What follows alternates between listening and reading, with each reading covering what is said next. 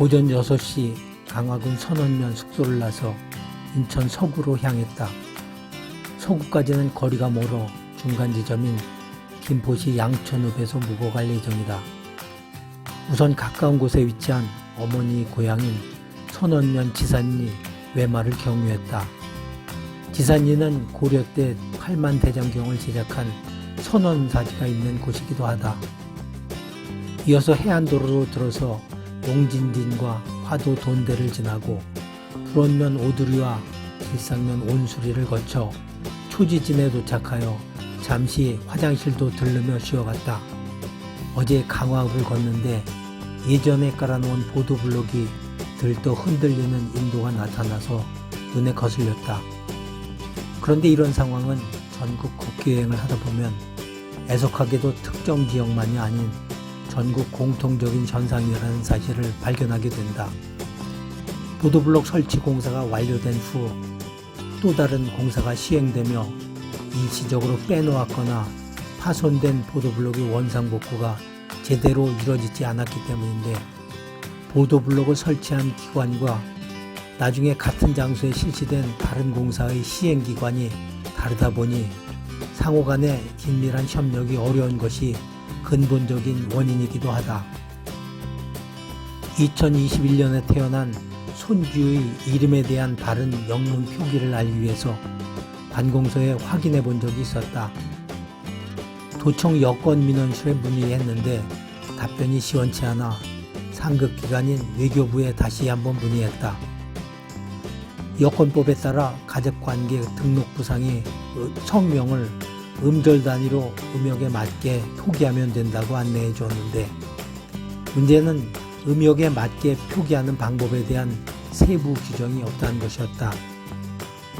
그러다 보니 일선 여권민원실에서는 담당 공무원들이 임의로 적합 여부를 판단해 반영한 영문 이름이 기재된 여권을 발급해주고 있었다.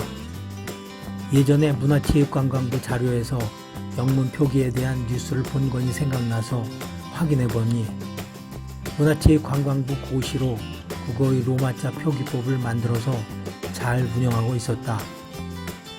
외교부가 여권법상 맞게 표기하는 방법에 대한 세부 규정으로 문화체육관광부의 국어의 로마자 표기법을 지정하기만 하면 간단히 해결되는데 그렇게 하지 않은 것이었다. 외교부와 문화체육관광부가 제대로 협력하지 않은 것이 문제였던 셈이다. 중앙정부 부처 간의 유기적인 협력 시스템 미흡으로 비효율을 초래하고 있는 사례는 의외로 적지 않지만 부처 이기주의 등에 따라 온전히 극복하기란 매우 어려운 것이 현실이다. 예전에 비해 많이 나아지긴 했지만 중앙정부와 지방자치단체 간 업무 중복과 비효율도 여전히 문제이다. 과거 기업인 출신 대통령으로서 비즈니스 프렌들리를 표방하며 출범했던 이명박 정부가 출범 초기에 광역 지방자치단체와 업무 영역이 겹치는 지방 중소기업청의 기업 지원 업무를 통폐합하기 위해 대대적인 검토에 착수됐으나 결국 흐지부지 용두사미로 마무리된 것이 생각난다. 어떤 일을 다른 사람과 협력하지 않고 홀로 버티며 고집 부리는 사람을 부르는 독불장군이라는 말이 있다.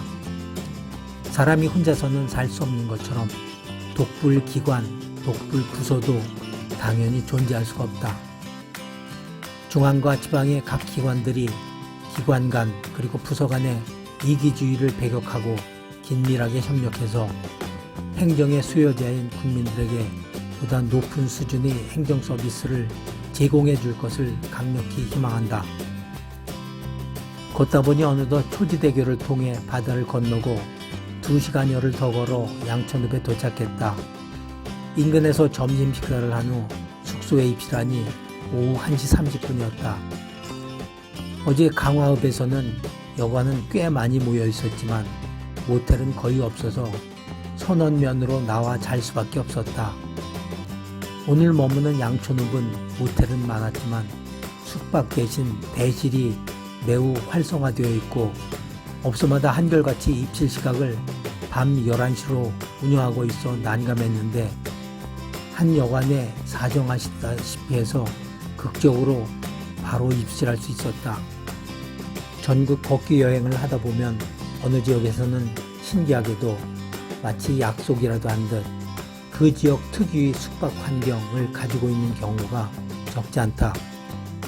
전국을 여행하는 나그네가 되면 저절로 알게 되는 별난 정보이다.